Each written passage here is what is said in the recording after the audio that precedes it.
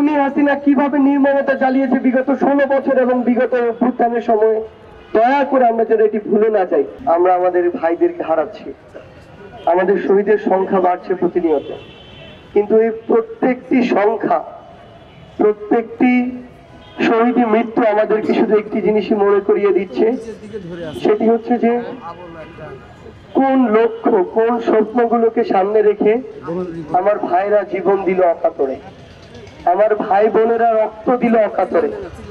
আমরা যেন আমাদের জায়গা থেকে সেই স্বপ্নগুলোর সাথে বিন্দু মাত্র বিশ্বাসঘাতকতা কেউ না করি, আমরা যেন আমাদের দায়িত্বগুলো থেকে বিন্দু মাত্র বিচ্যুত না হই।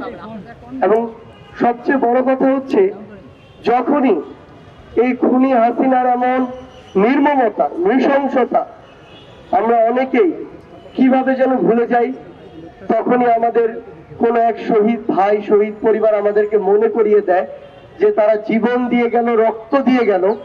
আমরা যেন এই খুনি হাসিনাকে ভুলে না যাই। আমরা যেন এই বাংলার মাটিতে খুনি হাসিনা সহ যারা এই হত্যাকাণ্ডের সাথে জড়িত ছিল, এই নৃশংসতার সাথে জড়িত ছিল, তাদের যেন বিচার নিশ্চিত করি। আমরা কোন শহীদের পরিবারকে তার সন্তান, স্বামী, বাবা, মা, বোন কাউকে ফিরিয়ে দিতে পারবো না, কিন্তু আমরা যেন আমার এক শহীদ পরিবারকে অন্তত এটুকু বলতে পারি যে যেই খুনিরা আমার ভাইদেরকে এভাবে শহীদ করেছে, সেই খুনিদের বিচারে বাংলার মাটিতে হয়েছে। আমরা যেন খুনি হাসিনা কিভাবে নির্মমতা চালিয়েছে বিগত 16 বছর এবং বিগত অভ্যুত্থানের সময়, দয়া করে আমরা যেন এটি ভুলে না যাই।